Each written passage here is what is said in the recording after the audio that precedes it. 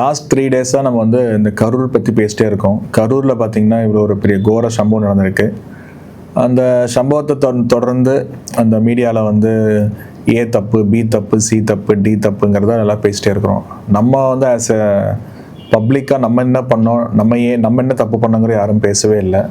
ஒரு self discipline வந்து நமக்குள்ளே வந்தால் மட்டும்தான் இதில் வந்து நம்ம தமிழ்நாட்டில் வந்து இந்தியாவில் ஆகட்டும் தமிழ்நாடு ஆகட்டும் நமக்குள்ளே வந்து ஒரு சிஸ்டம் கொண்டு வர முடியும். பற்று அப்படின்னா எல்லாருமே வந்து ரோட்டில் போய் நம்ம வெறித்தனமாக அன்பு காட்டுறதா பற்றுன்னு நினச்சிட்ருக்காங்க. அப்படி வந்து பற்றுன்னு அப்படி கிடையாது. தலைவர் யாருங்கிறது நம்மளால் வந்து அவங்கள பற்றி அண்டர்ஸ்டாண்ட் பண்ணுறதும், அவங்கள பற்றி படிக்கிறதும், அவங்கள பற்றி நம்ம என்ன எக்ஸ்பெக்ட் பண்ணுறோம், அவங்க என்ன பண்ணுவாங்க, இதெல்லாம் நான் ஆராய்ச்சி பண்ணி ஓட்டு போடுறது தான் பற்று. நம்ம தேசத்தில் பார்த்திங்கன்னா 48%, 55%, 60% போலிங் ஆகிட்டுருக்கு. பற்று அப்படின்னா 100% போலிங் ஆனது தான் பற்றுறது. ஸோ நம்ம எப்போ வந்து 100% ஓட்டு போடுறோமோ அன்றைக்கி தான் வந்து நம்ம எல்லாருமே வந்து இந்த இந்திய குடிமகனுக்கு நம்ம வந்து ஒரு இந்திய குடிமகனாக நம்ம செய்கிற கடமையே வந்து அது மட்டும்தான். ஸோ நம்ம கூட்டத்தோடு நின்றுட்டு ஹரோஹரா கோஷம் போட்டுக்கிட்டு ஒரு தலைவரை பார்த்துட்டு ஒரு ஐக்கானை பார்த்துட்டு நம்ம வந்து ஒரு ஜோஸாக நம்ம விசிலடிக்கிறதும், மரத்து மேலே ஏறி கம்பத்து மேலே ஏறி நின்று அவங்கள பார்க்குறதும் செல்ஃபி எடுக்கிறதுனால வந்து எந்த பிரயோஜனமும் கிடையாது. ஒரு உயிருங்கிறது ஒரு எக்கானமி. இன்றைக்கி 40 உயிர் போயிடுச்சுன்னா 40 எக்கானமி போயிடுச்சு. இந்தியாவுக்கு நஷ்டம் 40 எக்கானமி போயிடுச்சு.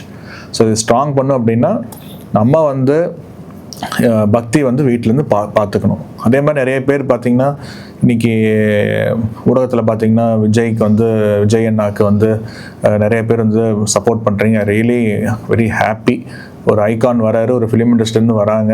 அவங்களும் வந்து நம்ம தமிழ்நாட்டுக்கு தான் செய்யணும்னு நினைக்கிறாங்க.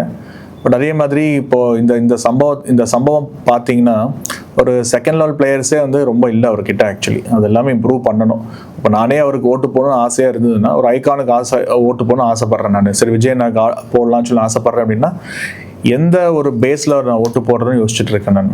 அவருக்கு வந்து இந்த இன்சிடெண்ட் ஆனதுக்கப்புறம் பார்த்திங்கன்னா அது பின்னாடி போய் சரி பண்ணுற கூட அவங்க டீம் கிடையாது. ஸோ வந்து இன்றைக்கி 234 தொகுதி, இன்றைக்கி லெஜிஸ்லேஷன் அசம்பிளியில் 234 தொகுதி அப்படின்னா எத்தனை மண்டல், எத்தனை பூத்து, யார் வரப்போகிறாங்க, பின்னாடி யார் போய் ஓகே ஜெயிச்சிட்டாரு, யார் எம்எல்ஏ, அவங்க என்ன செய்வாங்க, அவங்களாம் யார், மினிஸ்ட்ரி யார், ஓகே 10 மினிஸ்ட்ரி யார், எங்கே அண்ணனோட யாருமே இல்லையே.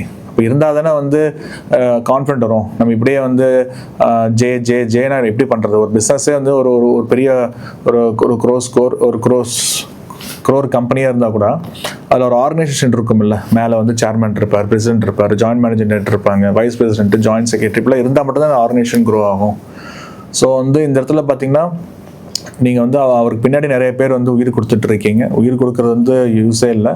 நீங்கள் வந்து கூட நிற்கணும். கூட நிற்கிறவங்க மட்டும்தான் வந்து அந்த கட்சிக்கு வந்து நல்லா வலுவாக இருக்கும். கூட நின்று அந்த கட்சியோட கெப்பாசிட்டி இன்க்ரீஸ் பண்ணுங்கள். ஸோ அப்போ தான் வந்து செகண்ட் லெவல் பேஸ்மெண்ட் வரும். இன்றைக்கி வந்து செகண்ட் லெவல், தேர்ட் லெவலில் யாருன்னே தெரில. அப்போ அந்த மாதிரி இருக்கும்போது வந்து ஜனங்க எப்படி ஓட்டு போடுவாங்க? ஓட்டு போட்டதுக்கப்புறம் என்ன ரிசல்ட்ஸ் கொடுக்க போகிறீங்க?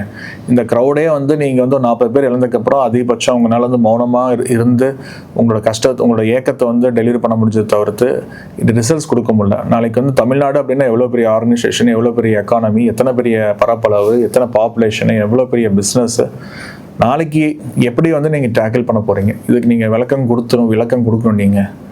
ஸோ அப்புறம் தான் வந்து உங்கள் மேலே கான்ஃபிடென்ட் வரும். இல்லாட்டி ஓட்டு பிரிகிறது மட்டும்தான் உங்களால் செய்ய முடியும். ஓட்டு பிரிகிறதுனால உங்களுக்கு எந்த அட்வான்டேஜும் கிடையாது. ஜெயிக்கிற கட்சிக்கு டிஸ்அட்வான்டேஜ். அவ்வளோதான். தேங்க்யூ.